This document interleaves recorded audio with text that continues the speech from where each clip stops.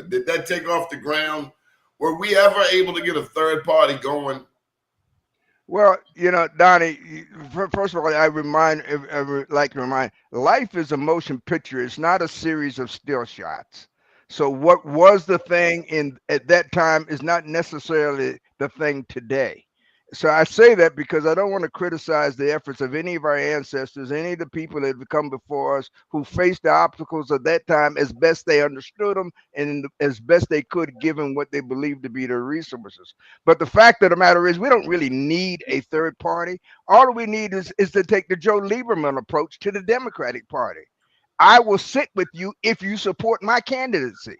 All we really need is to pick our own people and say, no, no, no, no, no, no. That we're no longer selecting from those that you tell us that we can choose from. This is our leader. If you want our vote, you vote for our guy, and maybe most of the time we may vote with you on some other issues. Okay, But well, we let me just but put our it out problem there. is we don't pick our own leadership. We don't train our Okay, own leadership. let me put this out there. Go ahead. Is Al Sharpton, is Mark Morial, are they our leaders? Jamal Bryant, are they our leaders? Of course not. Of course not. The, I mean, the, because I the, find them often speaking on, I see them often in the forefront when it comes to like the boycott Friday. if our leadership wouldn't be saying to our people, here's who you don't spend your money with, our leadership will be saying, here's where you spend your money. Our leadership will be saying, spend your money with black business, not keep it away from it. Who cares? I mean, see, that's what I mean. That's a different era. There may have been a time when the bus boycotts and boycotts of Rite Aid from and maybe though and withholding money for a day or 2 days or a month from white business. Maybe that was a day when the symbolism of that was effective. That doesn't work anymore. Now we've got to, and besides that, it never as somebody said, we the dislike or hatred for white folk is not the cannot be the basis for unity among black folk. We've got we've got to.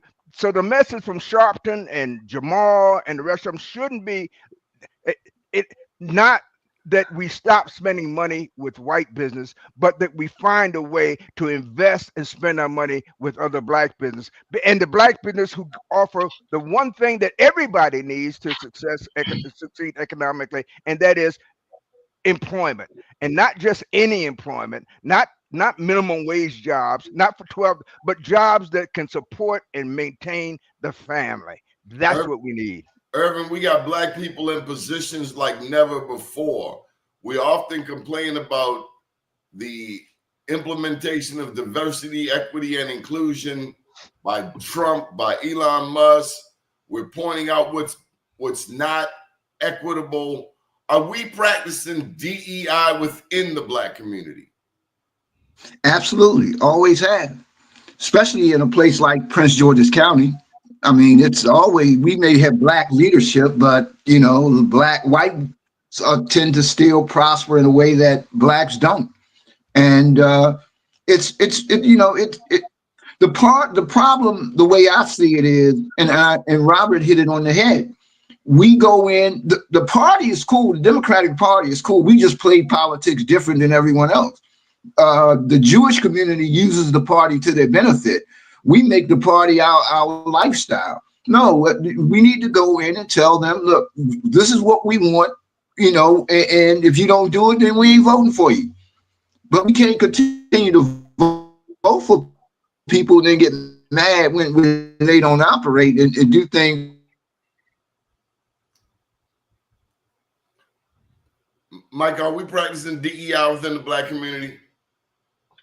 I think we do it very well to our detriment. Always have, right? And I'm listening to what Irvin said regarding the Democratic Party. So maybe the vote is really not as important as we thought it was when we look what happens as a result of the vote and who we get in office. And I only say that to say, sure, it's important, right? But when you look at leadership, which you alluded to first, particularly leaders in the Black community that we have. First of all, are they really our leaders, or are they bought and paid for, and their agenda is one that coincides with those that are special interests that put them in office? Let's take, for instance, a situation in Maryland. Let's take, for instance, a situation with Hakeem Jeffries. Let's look around the country at Black leadership. Does anyone have the boldness or courage to really be a Black leader? And what does that mean? What does that imply? And I'm going to ask you that question, Dottie. What does it imply being a Black leader in America for Black people that are at a disadvantage immediately when they wake up, on the most part? What does that look like? So to me, leadership, separate but equal? Leadership to me, I think of Malcolm, I think of Martin, I think of two people, I think of Fannie Lou Hamer, people who were willing to be out there on the front line. And I'm not saying you have to take the bullet, but you have to be willing to take the bullet. When I think of some of these so-called leaders today, they're constructed by the media. They are accepted by white America. They're accepted by the mainstream media. But do I see them out here on the streets in our communities? No, I see them on television. I don't know if you can. I don't know if a mega preacher. And I'm not just thinking about Jamal. I'm thinking about some of these other big churches. Where are you in the struggle? Can I say something, Johnny? Can I relate to you? When I think of Dr. King and the famous picture of him being taken on Gay Street, he was in a convertible and he was shaking people's hands. Are they willing to put their lives on the line? Because that was the leadership that brought us tears in 1965 and 1968. I was born in 65, but I know Malcolm lost his life then. I know that he was willing to go out there. You can watch Godfather of Harlem when they set the scenario of what Malcolm was dealing with. I don't know that these cats are willing to give up their Gucci, their Fendi, in order to represent us. You know, when I see Al Sharpton at the White House and he don't want to open his mouth, I can't call you my leader. Yeah. I can't call you my leader because my leader speaks to me. My leader is able to relate to me. Right, absolutely. And it's not about money. When I think of Jesse Jackson, is it about Rainbow Push? Or is it about the millions of dollars generated and making sure his children benefit also? I don't see that as a movement. I see that as a hustle. Yeah, we're being hustled, Donnie. We're being hustled. Donnie, if I could mention quickly, I was in Selma, Alabama last week for the 5th straight year, right? In Selma, Alabama, to your point of our Black leaders descend on Selma every first or second Sunday in March, commemorating Bloody Sunday, March 7th, 1965, when Dr. Martin Luther King led us over the Pettus Bridge, marching to Montgomery for voter rights. So every year I see them descend. Now, Donald Trump didn't come this year like Kamala and Biden did in previous years, so things stayed on schedule, right? He didn't come. But the regular leaders that come and descend. But you know what I have an issue with, Donnie? Is that our leadership comes and descends on Selma, commemorating Bloody Sunday, and we leave Selma exactly as we found Selma the year before, the year before, the year before. You know, one of the first in the state in poverty, a poor education system, no economic development plan, streets looking the same way that they did last year. So why do I go? Which was a question at the dinner table on Sunday, as I talked about in complete disdain and disgust. Every year I come down here, nothing has changed. So would this be the epicenter of change if we all descend here on March 7th? On March 7th or 9th, whatever that Sunday falls on, that we let Selma replicate change? Go look at the pictures yourself. And so if we're willing to come somewhere where we shedded blood on a bridge and not let that economically change, what does that mean for the rest of us? It lets you know right then and there that ain't nothing gonna change. And the reason for that is because we think the same way about the situation today as we've thought about it, and we've been taught to think about it historically. Selma hasn't changed. It's still about 20,000 people, and all the white people still live pretty much on the west side, and the black people pretty much live on the east side, and the bridge still is the dividing line. The black leaders, real black leaders, are the leaders of poor people, regardless of color. Understand what I'm saying? Tell me who a real black leader. I don't Name listen. a real black leader. I mean, Donnie named two, and they got killed for it. Oh, I thought we talked about today. Oh, no. I don't know any. I don't really know any today. But the thing is, what about Hakeem Jeffries and Wes Moore? Oh, I said I didn't know any today. Now you keep when I say none, that means none. I don't mean none with exception. I mean none. Period. Well, let's talk about that. Let's talk about Hakeem Jeffries and Wes Moore. They got to where they are the same way that the white people got to where they are, following the same pattern. Okay? Is that of course okay? I didn't say they were black leaders, did I? Let me put this out there to you. Would you guys consider Willie Adams a leader? Absolutely. Absolutely. Not because he declared himself as such, not because he was recognized as such, but because of the way he lived and the things he did in our community. Irvin Reed, would you recall on a little Willie Adams and he ran numbers, he helped finance businesses on the avenue. His wife was the first councilwoman here in Baltimore. Would you consider him a leader? Based on what I know about him, I would. But the other thing too, though, we elect our leaders. No, we elect elected officials. Okay. To your point, Donnie, we didn't elect Malcolm or Martin. Absolutely, you're right, Donnie. We elected Obama and we voted for Kamala.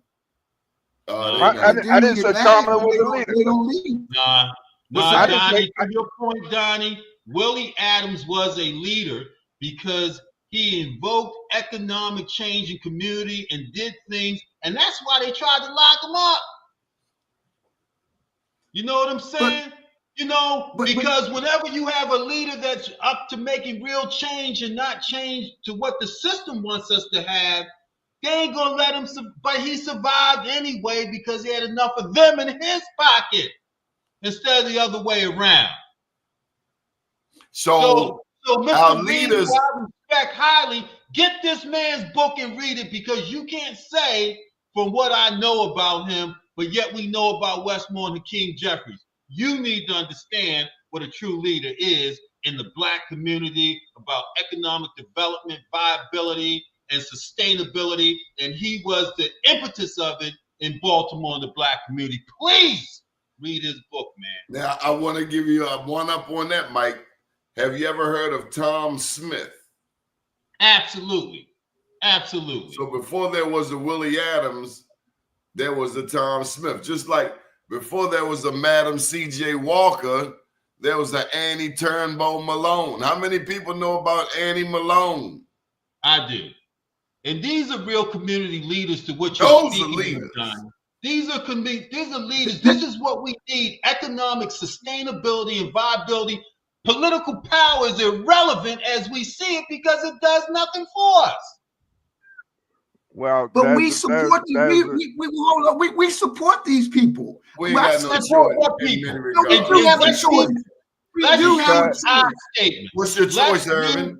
Your choice is not to support them at all. That's a choice. That's a choice. That's the choice. No, the choice is until they put somebody that's a leader up there, we're not voting for them. They're not giving you that. No, and they never will. That's not your job. Why would I help you overturn what I got? Listen, it is not the job of white folk to select black folk who will change the system against them. That is a lunacy That is the insanity of our approach. That DEI assumes, not just assumes, but presumes that those in power will keep it. That's the whole point. And once you assume that they own the world, then you can't do anything other than ask them for a piece of it. That is the problem. Our whole mentality, our mindset is that we don't have the same rights as they do. We drank from that well for years. The best way to keep somebody from escaping is to teach them that they can't do it. You don't need chains anymore. You don't need bars anymore. Once you've eliminated, it's, there was a time, Donnie, when it was classified as a mental disorder for slaves to want to escape from slavery. They call it drapetomania. It was actually classified as a mental disorder. Well, guess what? That's the same mental disorder that Harriet talked about when she said, if they had known they were slaves, I could have freed more of them. It's the same mental disorder that we see today in our so-called elected officials who don't have the courage. It's the same thing that white people who voted for Trump now see having buyer's remorse. The exact same thing. Exactly. So what's the answer? The answer is we have to train our own. If you want the child to be, if you want an adult that thinks like you, you got to train them as a child. It doesn't come by intuition. It doesn't come by osmosis. They got to be trained. You can't wait for somebody to say, I want to be this, and then pass a law to make them to try to make them be what you thought they were. It should have been from the beginning. If you want, practice doesn't make perfect. Mike Haney would, practice doesn't make perfect. Perfect practice makes perfect. If you want the child to be the correct adult, you have to raise the child up to be what you want them to be. And we stopped. That means, what does that mean? That means we got to regain control of the education of our children. That's number one.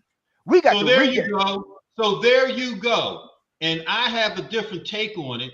And I've been saying it since Donald Trump was even considered, first of all, not going to jail for crimes that I know I'd be put underneath the jail. Secondly, as a result of not going to jail, they elevated this guy to the presidential office, right? Separate but equal is not a doctrine. It should be a mandate for the Black community. You don't want to live by me. You don't want to live with me. Give me my percentage of taxes, which I'll contribute to the good and the whole of military, etc. Give me my own communities, just like Black Wall Street. Give me my own schools, just like we had in the 40s before Brown versus Board. And let me create my own economic viability. When you found out that you could make money off of me and my poor ass in my community, and you infiltrated my community and then told me I could come to you, but don't bring my teachers with you, right? And you changed my curricula to be your curricula. And now, so, we're fighting for the wrong thing right now. We're fighting for the wrong stuff. Conclusion is not inclusion. And I don't want you that we have lost. Surrender. In order to win, sometimes you got to surrender. Let us take ourselves over here. Give us this state. You all can stay there. Give us our economy, and maybe that's where we'll see victory. No. I don't want you to give me anything. Let me finish. I don't want you to give me anything. I want you to pay your bill. I want you to pay your bill. And here's why I want you to pay your bill. Because the Constitution, whether you intended it or not, the Constitution says under the 5th and 14th Amendment that two things that we're entitled to, that the country owes us, that we've never gotten. One is due process, and the second is just compensation. You can't take somebody's property without just compensation. So rather than deal with those issues, we keep talking about what they're going to give us. No, let me finish. You will never give reparations because Westmore doesn't even agree with reparations. I've lived long enough to believe that never can come true. I've lived long enough to believe in miracles. And my miracle, Westmore is not my savior. Neither is Al Sharpton, neither is Hakeem Jeffries, neither was Kamala Harris, and certainly not Obama. They are not, I didn't pick them. Somebody told me I can choose from among them. But I didn't pick them. I'm going to go with you. I'm willing to go with you down to Treasury, because the only way we're going to get our money is to hit them in the head and take it. And sometimes that's what you got to do. And however that looks, that's fine. But when you got complicit black leaders elected, to Reed's point, that say and stay cool on reparations, it's not going to happen. That's part of the buy-off.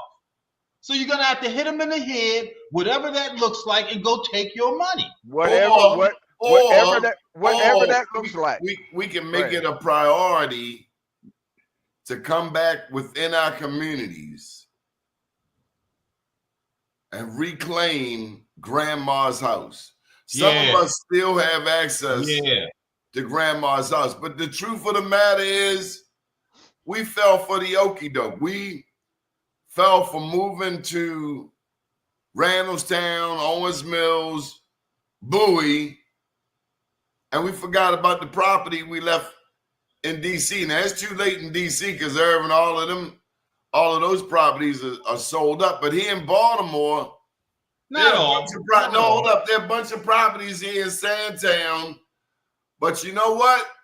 We're busy trying to impress people on Instagram, on TikTok, and we'd rather be showing pictures of us in Dubai than fixing up a shell of a house for $20,000 that's now worth $200,000, because we're not going back to the old neighborhood, not realizing that the poorest people in the black community right now are white addicts. So we're trying to get in the mayor's office. We try and get in the mayor's office, and the real power in any city is where? City planning. That's the real power of any city planning. The red line's not going nowhere, right? Because it ain't going nowhere. And so therefore Sandtown is safe, Harlem Park is safe, Lafayette Square is safe. Our own people won't come back to Harlem Park. But they don't understand. Hey, look, we got a whole generation of people in your family and mine who will not come to North Avenue. But the white girl will come to North Avenue. Tell me about that. The white girl will come to North Avenue. Because she's buying a bag of dope. The gentleman, in the final analysis, the color that means most is green. Okay, it's not black, white, brown, yellow, or purple. It's green. Well, that is the color. Now let me finish my point. My point is, that's why I said that the real black leaders are the leaders of poor people, not just black people. And I didn't say poor black people. I didn't say I said poor people, period. Because in the final analysis, the only color the color that means most is green. And it's black, but black people, because we have endured, because we know how to make do, as my grandmother used to say. We know how to make do. We know how to survive in the most difficult of circumstances. Yeah, pigtails and chitlins. Pigtails and chitlins. We know how to make it against all odds. And when I say pay your bill, I didn't ask you to eat anything. What I asked you to do is recognize the fact that grandma said. No. I said your grandma said that. I said she knew how to make do. I didn't say make do. And that's do. You said that. I didn't say nothing. And listen, and there ain't nothing wrong with eating chitlins if that's what you want to eat. Because my grandmother did eat chitlins, and she did feed me chitlins. But the point is this: we will be free only when we free everybody. That's why I said the country owes black people. I didn't say white people owe us a debt. I said the country owes a debt. And when that debt's paid, there's going to be some black people that have to kick in some money too. Those blacks who have accumulated and accrued assets by using the same means and methods that white people did, guess what? They got to put some skin in that game too. They got to pay some of that money back. There were black slave owners as well. There were black people who cheated black people as well. There were black people who have oppressed black people as well. They all got to pay their share of the bill. America owes black people a debt, and until that debt is paid, ain't nothing gonna change. Hey, look, I disagree with you. Okay. I disagree with you. that America feels they owe. We're not going to get it until we take it. And the more we continue to focus on it, the more we lose ground. You know, we have to be free in the mind and the head. That's what's happening, right? They buy us. Our price to be bought is too low. Our value is too low. But I want to hear Mr. Reed. I'm gonna shut up. I know Mr. Reed got something to say. No, I'm just don't under. I believe, and this is where me and Robert disagree. I believe we do control our own destiny, especially in certain places. If you look at this last election, Michigan, if we would have brought out the vote in Detroit, just like Stacey Abrams and that crew did down in Georgia, then we could have won Michigan. We could have won Ohio if we would have done the same thing. If instead of giving Oprah and Sharpton and all these people millions of dollars, give it to people that really can organize and get people out. But we don't understand that an election, it's a business opportunity. So people go to elections to make money and then to win. But we go in thinking, like I kept trying to tell everybody that I know, Kamala couldn't win. She couldn't win. And nobody was trying to take their millions that they were making to get the black vote out so that we can win. We need to understand how this thing works. And if we keep waiting for Black America to educate us, white America to educate us or do this for us, we're never going to get there. We need to look in the mirror and say, it's on us.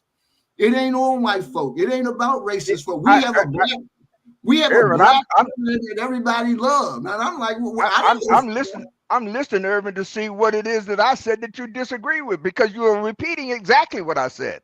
No, you said that our leaders are given to us. No, we don't know that we have to vote for somebody. We don't have to vote. We don't have to vote for Kamala. She's been one of the worst. She's been just as bad.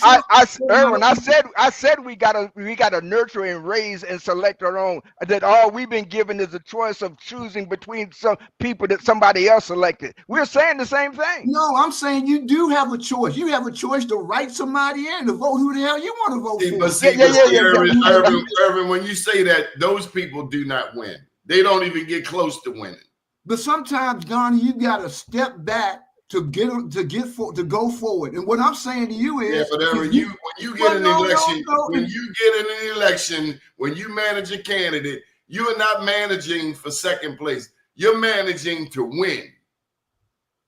Yeah, but Donnie, I'm not voting for somebody and then complain about if they don't make a difference. That's all I'm saying. If you vote for somebody, they don't make a difference, you're part of the damn problem as far as I'm concerned. I'm not voting for somebody that I don't think is going to make a difference. No, I'm not doing it. I'll write somebody else in. Irvin, how do you get somebody to the point where you can write their name? How do you know whose name to write in? Where did they come from? They don't just come out of the sky. This is why I say we're really saying the same thing. You're just looking at it at different points in time. To have a name to write in, that's got to be a name that we know. That's got to be somebody that we raised. That's got to be somebody that we trained. We just can't pull a name. We just can't pull a name out of the phone book and write it in. Why did Marion Barry not lose? Because he already had a relationship with the people. And the truth is, we get caught up with these superficial ass leaders who don't know where Petey Green's UPO Center is in Southeast.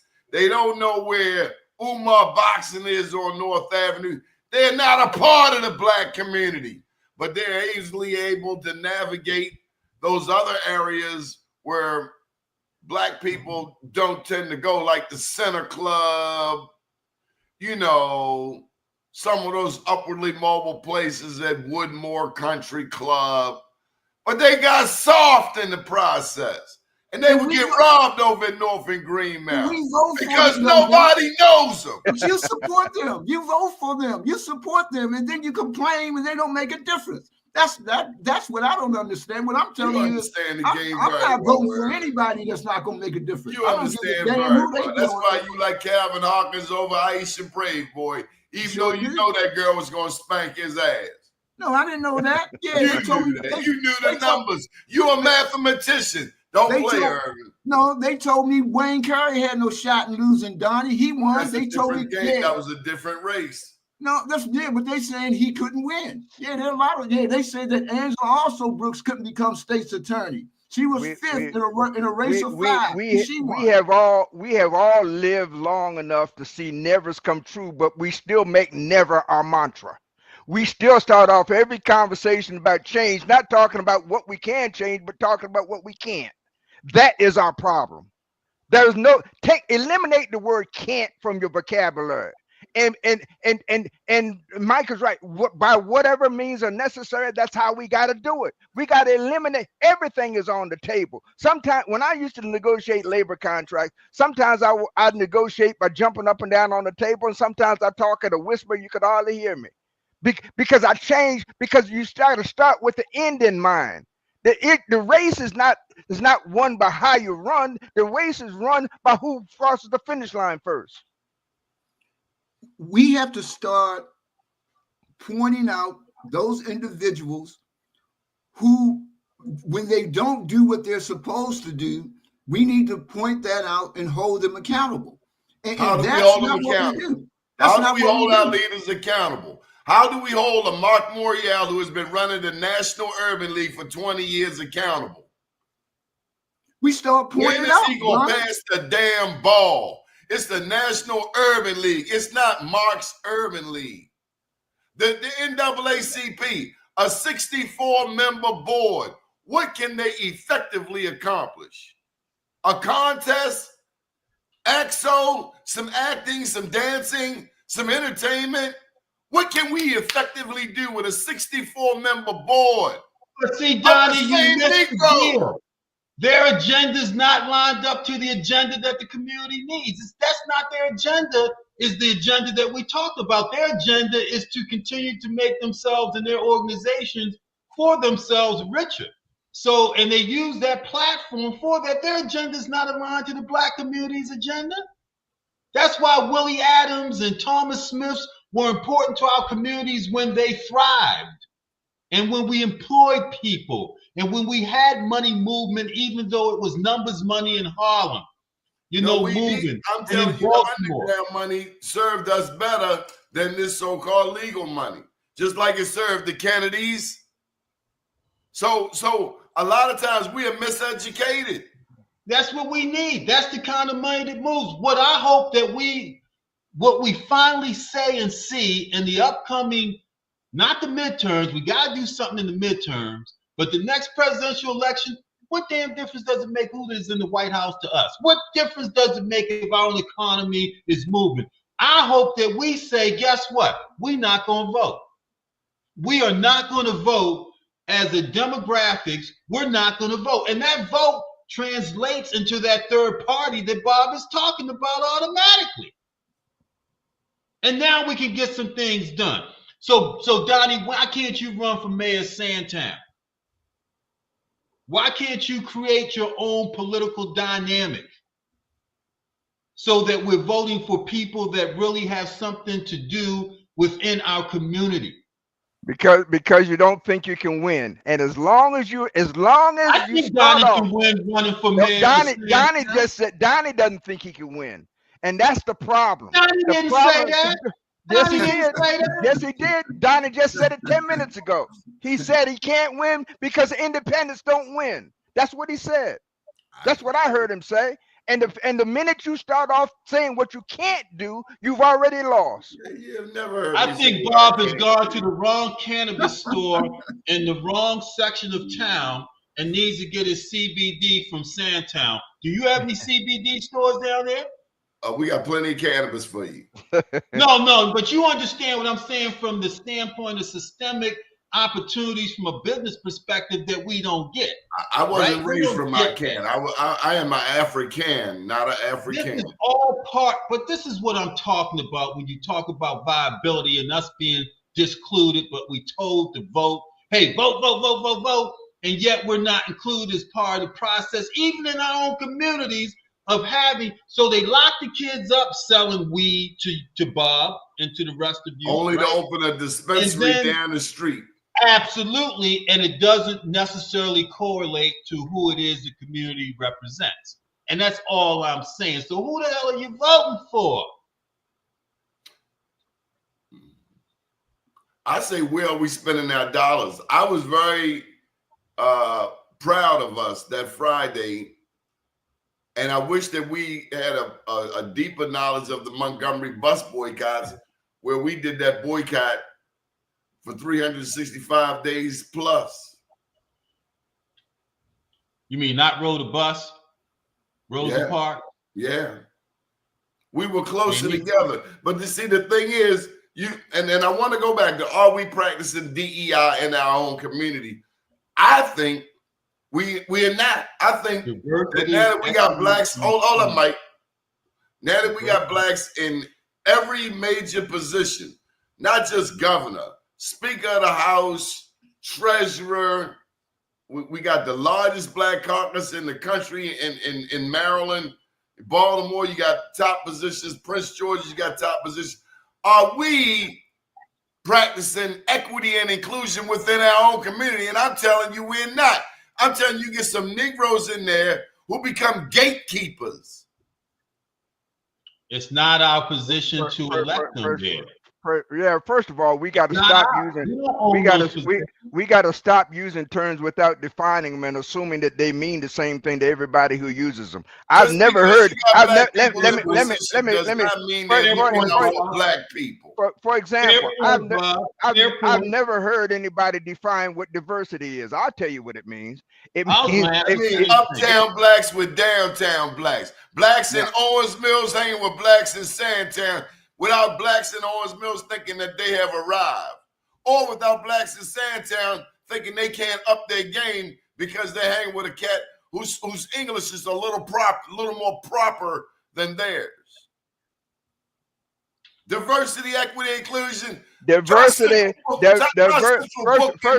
First of all, diversity. Bullpen when we all in there like sardines. Donnie, first of all, you ought to understand that diversity means diversity. The real beneficiaries of diversity are the same as the real beneficiaries of the so-called MBE program, white women. Okay, let's be clear about that. That's who's benefited MBE from so-called.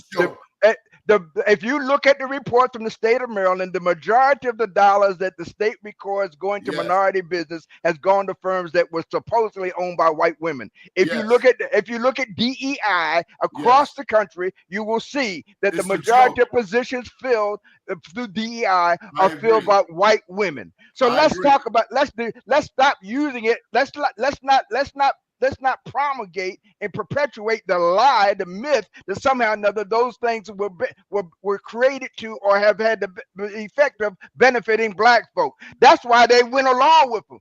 The people. But I thought that you were the successful MBE attorney. Anybody black that wanted to deal black business, they come to you. Stop being a distraction, Michael Haney. Let him finish. Michael Haney, I'll mute you. Come on, Mr. DeShield. I remember, I'll tell you about the MBE program and an argument that I had in 1978 or so with a former senator named Bob Douglas, owned a company called Baltimore Electronics. Started off as a math teacher somewhere in the Baltimore City's public school system. We sat in his office when House Bill 64 was first introduced. And the issue was, how should we define minority? Because let me remind you, it was only black people standing around. He said, well, if we don't expand the definition to include white women, if we don't expand the definition to include what that time was called Eskimos, if we don't expand the definition to include, and I said to him, well, Robert, if we include all those other damn groups, what's going to be left for us? Well, if we don't include them, we ain't going to get anything. And I said, well, if I ain't going to get nothing, I'd rather get it straight up. Don't lie to me. Don't try to cut. And what has happened? The Supreme Court has taken that very principle and turned it around and applied it against us. They said, because your program is based on some sort of social or some sort of diversity, some sort of societal discrimination, and it's not quantifiable. You don't have an end. You can't tell me when it's supposed to end. You can't tell me when equality is supposed to be achieved. You can't even define equality, then therefore it's unconstitutional. I'm telling you. Who are your favorite black leaders? Go ahead. Until we until we claim what is ours, and that claim is not based upon what white folks have given us. Our ownership in this country did not begin with the 14th Amendment. It did not begin with the 13th Amendment. It began the same way the people who claimed ownership today got it, when their feet hit the ground. Irvin, But who as was long, your favorite black leader? go ahead. Who was my favorite black leader? Yeah. Since we don't have no black leaders today, who are you most proud with from our past? Perrin Mitchell. Yes. Wayne Curry. Amen. I didn't know Wayne that well. No, what Wayne couldn't do, what Marion Barry gets credit for, what he also had a real progressive council. So the Charlene Drew Jarvises and the Harry Thomas and them, they also thought like Marion. Wayne had to fight because he also had Miller and a bunch of council members that were afraid. So there's only so much you can do. Marion had people that followed him on the council as well. That's why the same Mike Miller that said he was going to cut your testicles off. Yeah, yep, he the one that did cut him off. So, you know, I mean, he did what he had to do. And I don't have a problem with him because that's the game. Our problem isn't that our leaders, we don't play the game the way we need to play the game. With Marion, he didn't need laws to change and create millionaires. He just played the game. Can't get a meeting winner for 3 months unless you black. And then, so guess what white boys start doing? They start hiring blacks. And then he made them, you know, instead of a $100 million deal being $100 million deal, he made it a $110 million deal and said, I'm going to push it through faster, but $10 million going over there to that black company. And, you know, you don't need to change the law. You need to play the game. But to play the game, you got to understand the game. And that's what we don't. Did Maynard Jackson do the same thing? Did the same thing. Yeah. He did. But I'm saying and politically, we don't play the game. We don't understand that when Bernie Sanders and Hillary Clinton are going to South Carolina for the vote during that presidential election, we got an idiot in there that don't even meet with Bernie, but cuts a deal with Hillary. And then we praise this fool all the time. All I'm saying is the black his name, Clyburn? Yeah, Clyburn. He never even met with Bernie. I remember when Wayne Curry and Kirk Smoke wouldn't support Glenn Denny for re-election. And it wasn't until Bill Clinton, the president, threatened their HUD funds and other funding that they supported the guy. And what Wayne told me, he said, look, Irvin, I'm not supporting this guy until we cut a deal for education for Baltimore and Prince George's County. We're not Mississippi. Yeah. Irvin, what was the commonality between Wayne Curry and Kurt Smoke?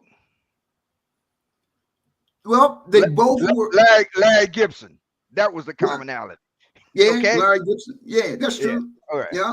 But the point I'm making, Wayne's thing was this. He said, once we cut a deal with Glenn Denny, then I'm gonna go meet with Sour Braid and see if I can cut an even better deal. This ain't about politics, this is about people. And that's what we don't do. We sit around and I listen all the time, people praising, well, Obama this, Obama that. If you voted for Obama, you're part of the problem. Man, I'm not sitting around here voting for no damn Kamala Harris. That woman that locked us up and did all that because we can't afford. No, a lot of us can't afford to have Kamala. A lot of us can't afford to have Trump. And we can afford Trump? Help me out, Irvin. You saying you would take Trump over Kamala?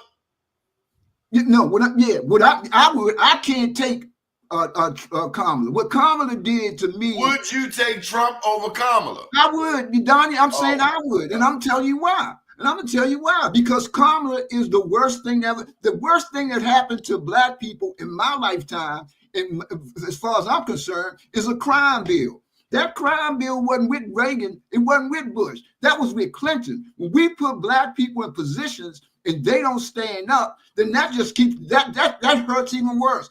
That whole Obama thing crushed a lot of people that had hope. A lot of people now, they don't vote. They don't care. They could care less. So all I'm saying, when you put somebody in a position, understand what it is that you're doing. We saying Obama was too much with the LGBTQ than with black people? No, I'm saying Barack Obama was part of a system that that we have. These are part of that system, like a lot of our black leadership. Oh, you mean And like you're supporting them?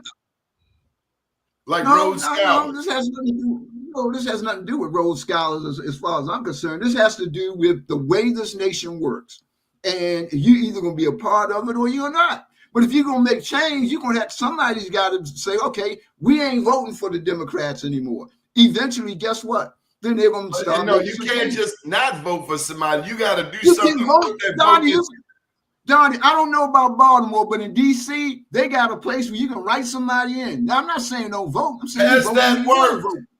Has that worked? For Donnie, what is it working now? What is insanity, Donnie? Doing the same damn thing, expecting a different a solution. No, the thing is, we can't continue to go down this path thinking that things are going to change. I think it's time we go to the United Nations. The entire world is sick of this president who is disrupting the world economy. Did you see Donnie, how you gonna go to the United Nations when there's 5 countries that got permanent members of the Security Council to have a veto of everything that happens? We better get to the United Nations. Look at what happens at why? We don't care what happens at the United Nations. The dynamics are changing day by day. There are 5 permanent members of the Security Council, and they all have veto power over even resolutions. Why do you think they've never adopted a resolution that condemns Israel for anything? Because United States vetoes it every time it comes up. Any final thoughts, gentlemen? What happened to Mike? Okay. My final thought is Michael. Okay. Yeah, because you muted me because you always threaten me. But then, when you are a threat to people, then people threaten you with their power. So I'm not going to let you. Hey, so you interrupted me. So shut up. Let me finish, like you said. I didn't tell you shut up. I didn't speak What to I'm you speaking like is truth to the power that's in front of me because it's your damn show, and that's exactly what we do on a national front. Hey, go ahead and interrupt me because that's the correlation between what I'm saying. Don't be ignorant. That's what I'm saying. Is when you have a voice and you want to say something, people shut you up. And that shows the power. But it's all good.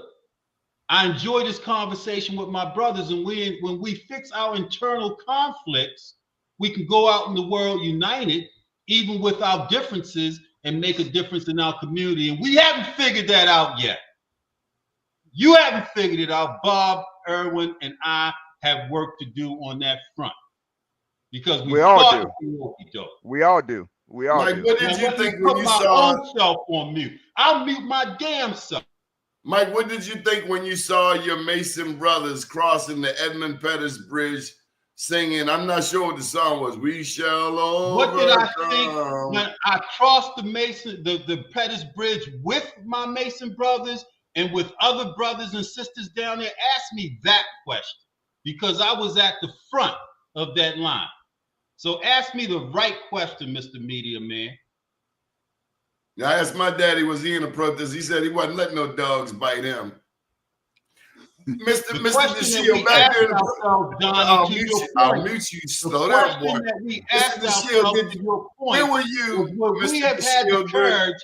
I'm asking him a question. Well, we have had the courage 60 years ago to walk that bridge 2 weeks ago, 60 years ago, knowing that there were dogs on the other side, fighting for people who we don't know, like you, like Bob, like me. Well, we have had the courage. That's the question we asked this time. Mr. DeShield, when the protests were going on, said we didn't know. Because Mr. that's where we are today. And dogs ain't biting us in the ass, and we still scared. Okay, Mr. DeShield, when those dogs were out there in the fire hoses, were you out there marching? No, sir.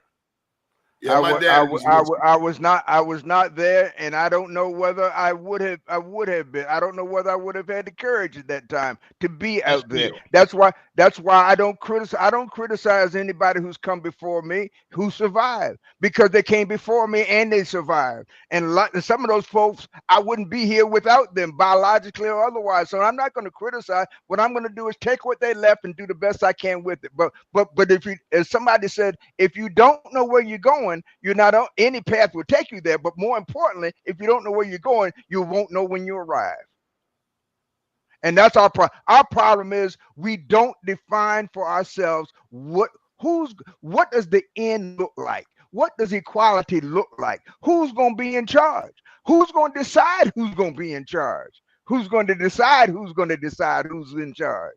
Those are the ultimate questions. And until we address those questions, look, I say again, if you want right thinking adults, if you want right thinking black folk, it's not going to happen by osmosis or intuition. They got to be raised and trained that way.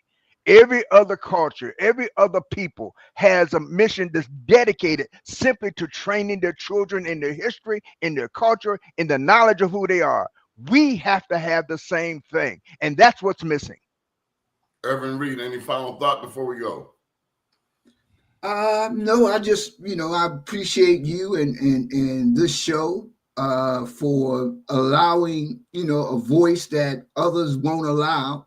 And that hopefully, that someday we'll understand that, in my opinion, that where we're going is on us. And we look in the mirror and take responsibility for ourselves. And then once we do that, we can make a difference. I believe we can make a difference. And but we can't continue to do the same thing expecting something different.